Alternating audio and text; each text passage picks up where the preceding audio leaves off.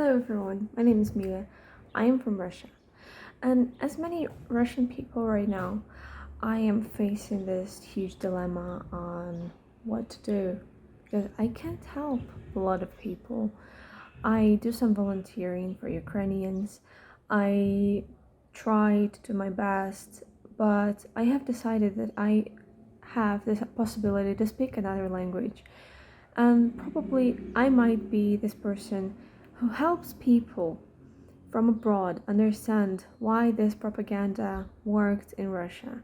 And here's why I decided to make this series, which I hope will be serious if anyone watches it, which I'm gonna call Propaganda Talks.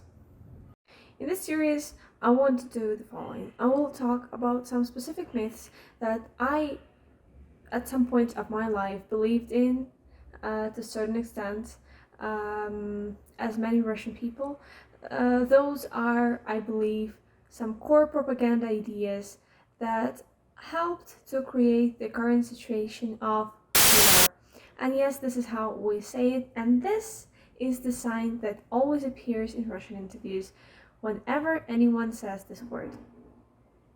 So let's get started. This time I'm going to talk about the great myth that Russia has, that Russian nation is super peaceful. It actually concerns a lot of other myths that are even present in Russian science, in popular opinion that we have about this point of a nation that is something that is transferred, like something that really exists. Not an abstract thing, but no, Russian as a nation in Russia is taken as a peaceful thing. So maybe in the future I will talk about why nations don't exist, but you can read just special literature for that if you want by now. But let's concentrate on this one. Russians believe that we're peaceful, that Russia never attacked anybody. And I know, it sounds crazy, doesn't it? Currently we have a war. We had a war in Georgia. We had, in 2008, we had a war, against Japan, very, very, very famous one. So this is pretty weird that Russians really believe in that. But, and it's sometimes hard to prove that it's a part of the propaganda. But how about you look at this video? Призываем к разуму, призываем задать себе вопрос, какой смысл России на кого-то нападать. Призываем вспомнить историю, но, скажем так, с историей все-таки у них на Западе, как мы убедились недавно, не очень хорошо. Но напоминаем, что Россия на протяжении всей своей истории никогда ни на кого не нападала. Россия, которая пережила столько войн, это последняя страна в Европе, которая вообще хочет говорить даже, произносить слово «война». This is not just a man, as you could say. He is the spokesman of Kremlin, the official representative of Putin, the person who answers the questions most of the time, because, as you know, Putin almost never goes to public to answer some not prepared questions. Why did he say that? He wouldn't say this if it didn't exist as a core belief of the society, because he really knows what people think of, and this is the thing that a lot of people believe. Here is another proof from another interview from just a regular person in the street. Let's look. Я думаю, украинцы виноваты в этом. Каким образом? Не знаю, отделились от России просто, и все. А как вы оцениваете решение Владимира Путина сегодня туда войска ввести? Это же прямая агрессия российской страны. Ну почему агрессия с российской стороны? Войну же не Россия же начинала. Россия же никогда не нападает ни на кого. See, those are just small manifestations of those beliefs. But as you can see, the main idea is this. People really believe that Russia never attacked anybody. Why do they believe in that? What is that? How does it form? And I did some small research of Russian textbooks of history, and also we have a course at school that is called social sciences. It's just a bunch of different social sciences, includes a lot of philosophy, sociology, politology, and so on. Mostly, of course, by now it has become some sort of just a bunch of propaganda ideas combined in the textual form. But how about we just look at it? I will show you some examples of it and we go through it. The problem with this is that no one ever writes in the textbook like Russia never attacked anybody. We talk about wars that were started by Russia. We have in our curriculum Japan, the war against Japan and the collaboration of the Soviet Union with the Nazi Germany, but we still implicitly always talk about how peaceful we are. And I'm going to show you that on the example of Russian colonization of the North, also Russian colonization of Siberia, and also on how propaganda talks about the wars in Chechnya, in Georgia, and the war in Ukraine. So let's talk about it. So what is Russian North and why is it important? And why is colonization is important? Russian North is basically just the territories in the north of the European part of Russia. They are thought to have specific cultural importance since the 19th century because they are thought to be a place of preservation of the ancient Russian culture.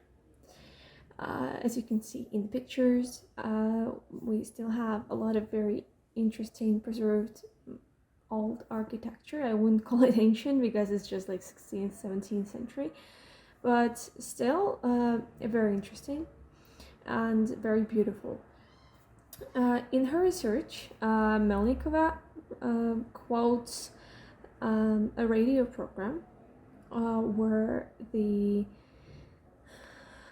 presenter of this radio program says, "Of course, it's a unique cosmos. You can immediately feel some invisible border between the central parts of our country and the northern provinces. At the same time, we have northwest like St. Petersburg or its suburbs, but we can't call them Russian North because it's a separate cosmos.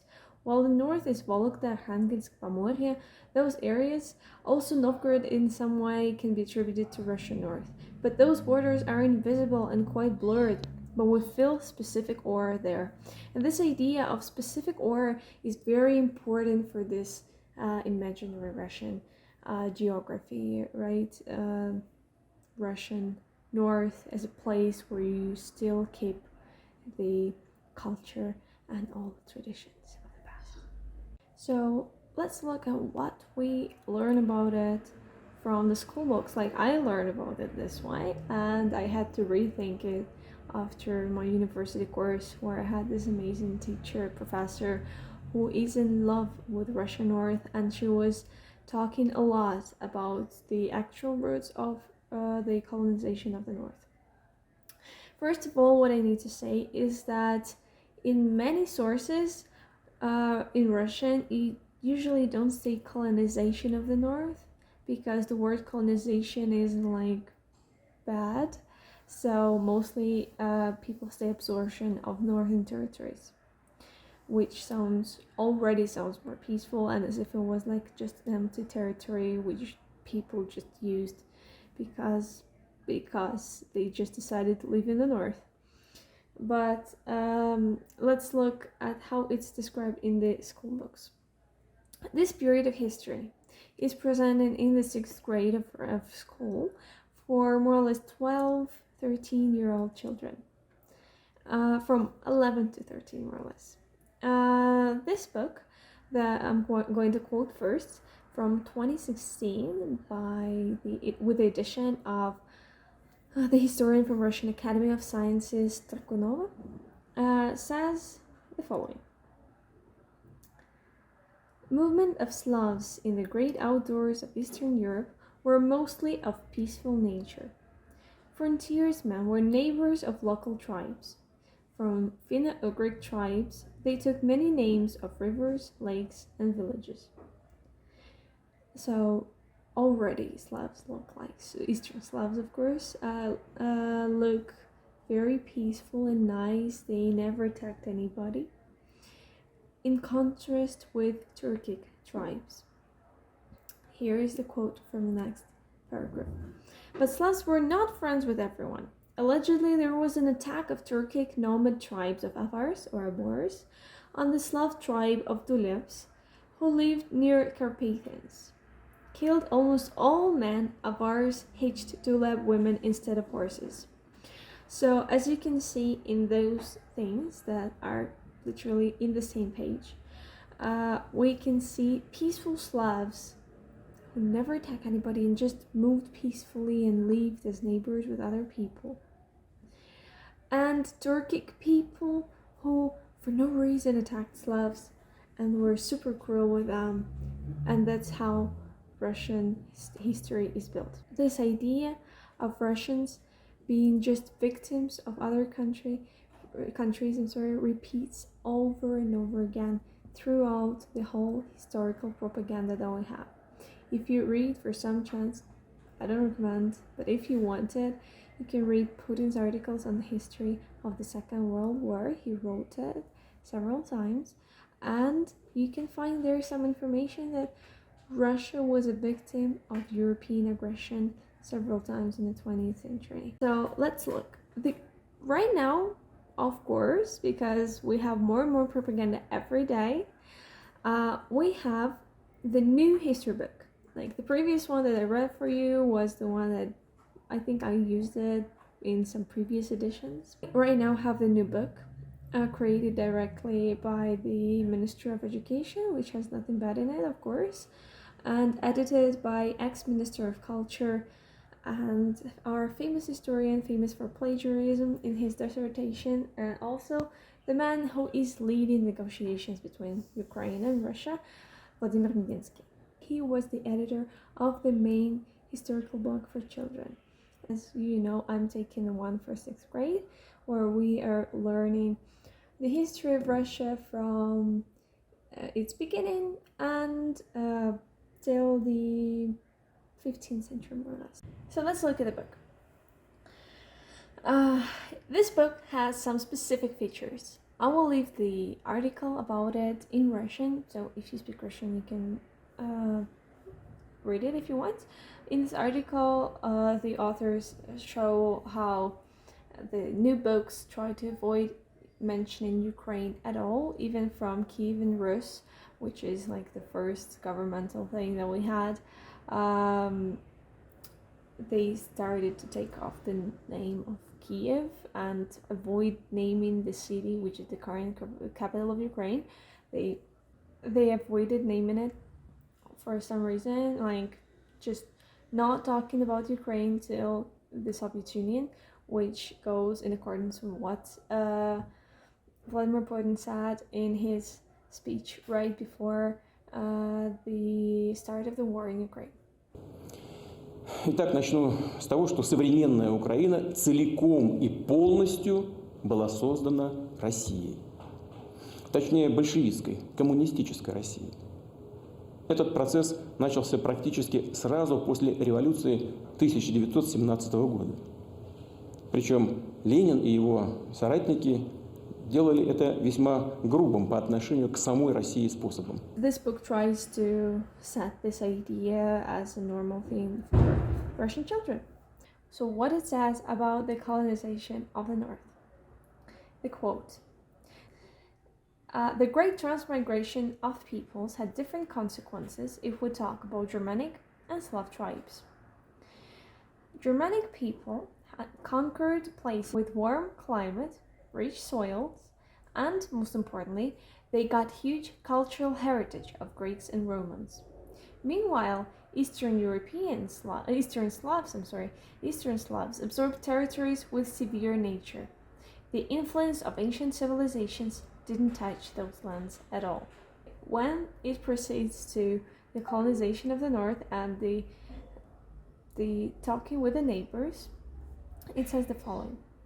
Slavs were more numerous than Finno-Ugric and Baltic people living in remote woodland of Eastern Europe.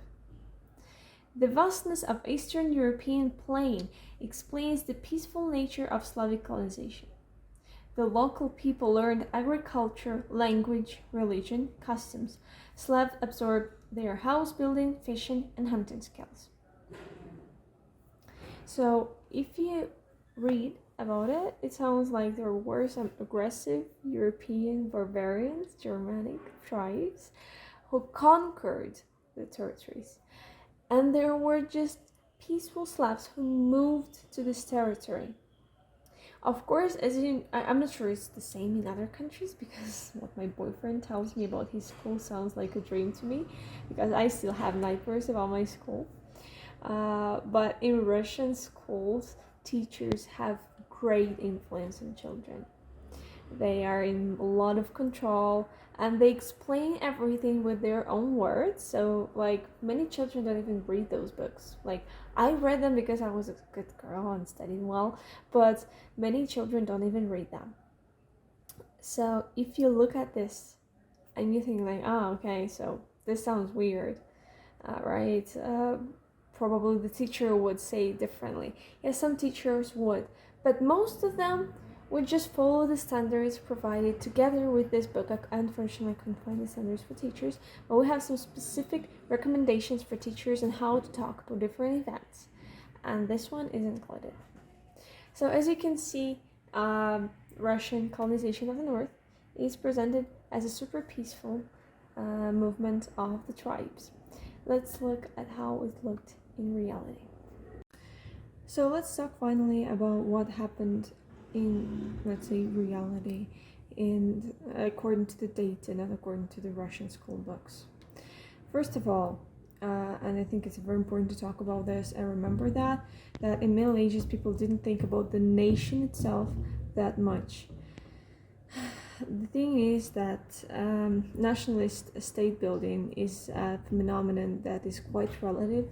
It probably first appeared with the establishment of the British Commonwealth in the 17th century and became dominant only in the 18th century. And when we talk about Middle Ages like we are in this video, we need to remember that there were other principles for creating a country, like religion or a dynasty. So people back then, of course, they talked about different nations. They distinguished between each other. It existed, but more on the principle of religion and language. So, and customs that people had. Like, for example, one of the nations that I'm going to talk about today is called by Slavs, was named Chud. Chud is the same root as the word chudnoi, which is weird. So for them they were some sort of weirdos, different from them, and so on.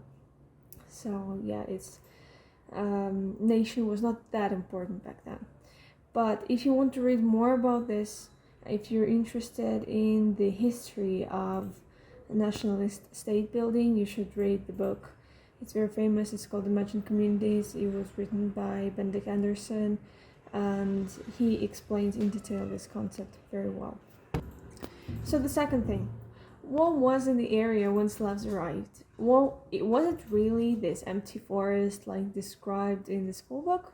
Well, it looks like it was not that entirely. The thing is, Finno-Ugric peoples appeared in Eastern and Northern Europe as long ago as 400 AD. And by the time Slavs arrived, Finno-Ugric people lived in this area for centuries.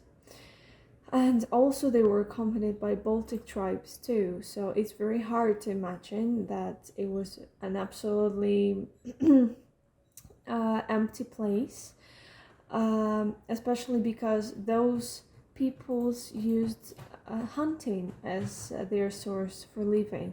They were getting furs, they were getting meat from the forest, so they used a lot of territories. It was not just like a small village that lived where people lived in the middle of nowhere. It was a lot of people who used vast areas. So of course they met each other. It was not like something like an empty forest. And I was trying to find numbers of the density of the population, but especially of the different ethnic groups. But of course it's really hard. But here you can see the map of the area in the 7th century, and you can see that all territories of the future Slavs were already populated by other nations. It was very unlikely that they could come and see a super empty space with no people in it. When they came, it was already populated by different peoples and with different customs. And we can even see this in toponyms, right? In the names of the cities and the names of rivers, especially rivers and other water places. For example, even the name of Russian capital, Moscow, is actually not a Slavic word. It's probably derived from Finno-Ugric word. So what I mean is that, of course, Slavs, when they moved in this area, when they were populating it, they were communicating with those people in very different ways, of which I'm going to talk about soon. And they didn't just come and absorb this place because it was empty. So let's talk about the relationship between them, is the third thing. I want to say, for me as an adult, it's really hard to believe in the absolutely peaceful nature of communication between different ethnic groups in Middle Ages, especially Middle Ages. Even now, people, when one tries to get another one's territory, no one gets it very easily.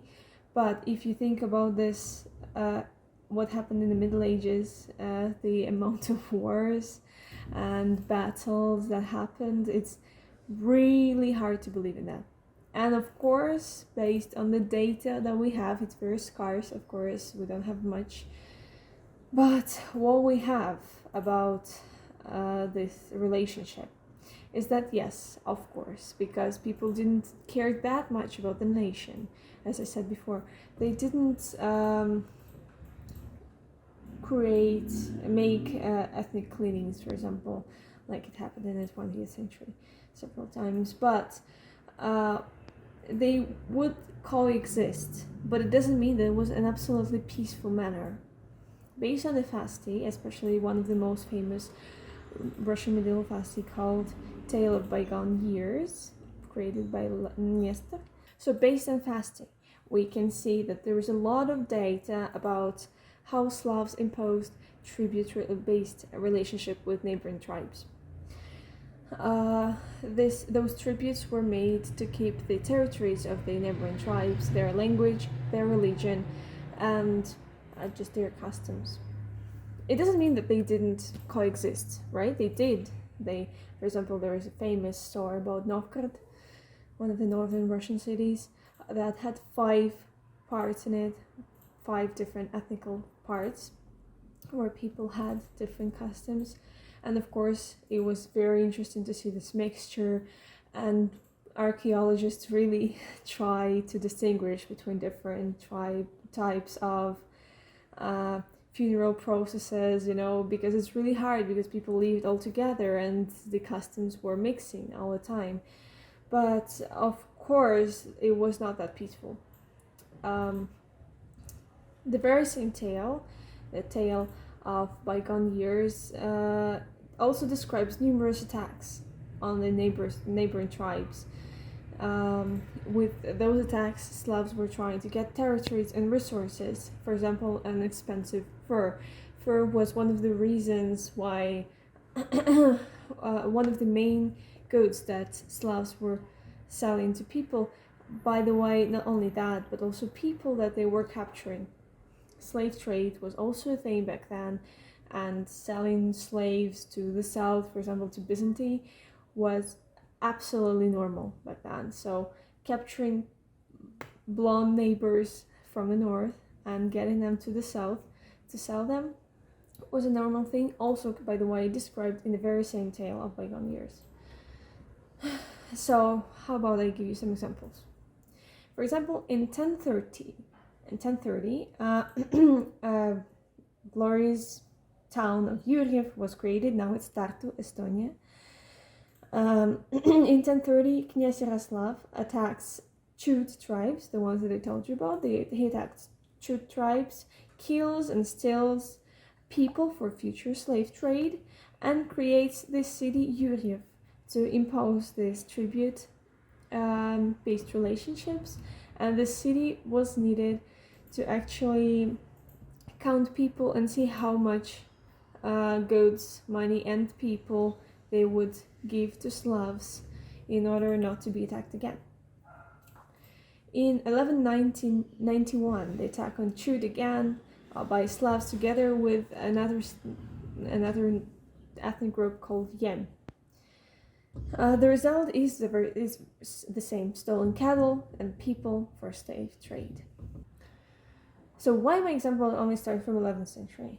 Well, back in the 9th century, in the 8th century, there was no written evidence, and by the time Nestor started to write his Fasti, many of the battles were forgotten. We can see some traces of those battles still in archaeological evidence, but as I said, it's really hard to distinguish them because people lived really next to each other and their customs really mixed, so their weapons really looked alike, the way they were burying people really looked alike, so just hard to distinguish. So that's why I gave you some solid examples from the 11th and 12th century, but I don't have earlier examples, unfortunately. So were the relationships only aggressive? As I said, no. There is a lot of data on how those nations coexisted in Novgorod, and sometimes they united two different ethnic groups, united to fight against the third ethnic group, and so on. For example, Slavs quite often would unite with Karels, which is now the Republic of Karelia. And at the same time, we can see that Chud, even those poor Chud people who were really taken many times and attacked many times by Slav tribes, they were used to populate the area around Kiev because the knyaz chose the best people included from this nation, because nation was not that much of importance back then, as I told you. There is another question that arises again, like, were Slavs more peaceful than barbarians? Because we remember this comparison that was made in the book. Not necessarily. If you read the description of Slavs by Eastern Roman Empire, by Byzantine, and their scholars, they have actually a lot of descriptions of Slav as before Slavs started to have the written evidence. You will find the same description of furious, aggressive peoples who were trying to destroy their culture and trying to get their territories.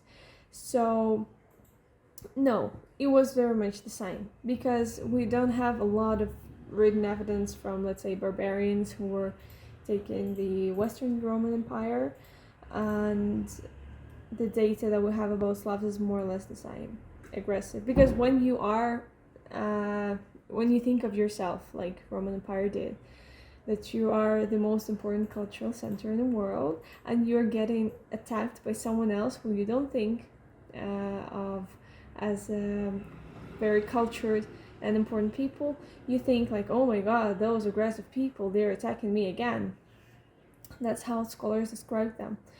But it would be interesting, of course, for me to read more about the Germanic tribes and their culture, and if you want to send me something, if anyone watches that and wants to send me anything about Germanic tribes, of course you can. But we can say that Slavs were more peaceful than barbarians in any possible way. So is that all important, and does it really matter when we talk about those medieval issues? Finishing this video, I want to say that yes, it does, because when I just started making this video, I just had only phrases about this idea that Russia never had a war, that it started itself. The phrases like Russia never starts the war, Russia only ends them. And during the course of me making those videos and researching, I had more and more phrases like this, which I decided not to include because I thought that would be too much. But by the time I finish it, we have a speech made quite recently by the President Vladimir Putin, where he compares himself to the first emperor of Russian Empire, Peter the Great, who had a huge war with Sweden, which was called the Northern War.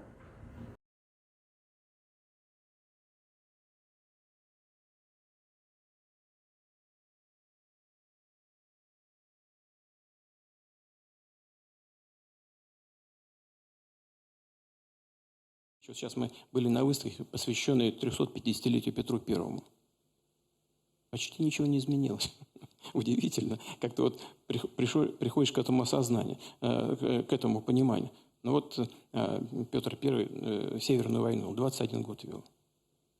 Казалось бы, там воевал со Швецией, что-то отторгал. Ничего не отторгал.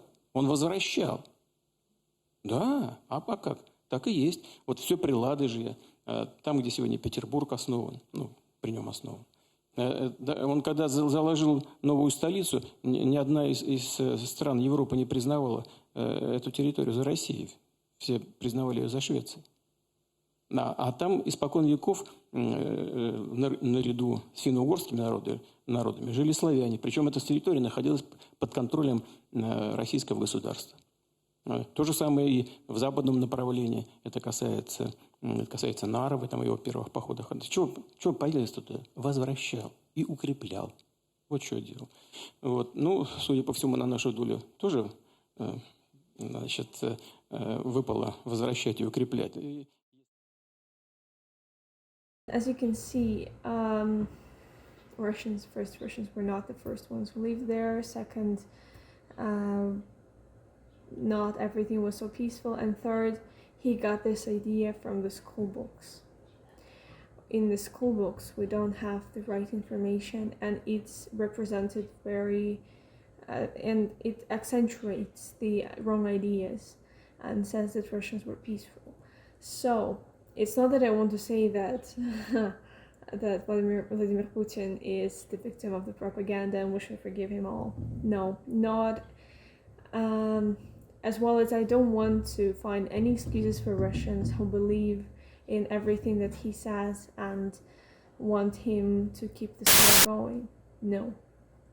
What I want to say is that we, as citizens, we should see the signs like that in our school books. We should pay attention to what our children study at school to prevent tragedies like we have right now in Russia and Ukraine, because of the false education that we had in school, which is one of the reasons, okay? So, in the next video, I'm going to talk about the more recent events, and I hope you keep going with me.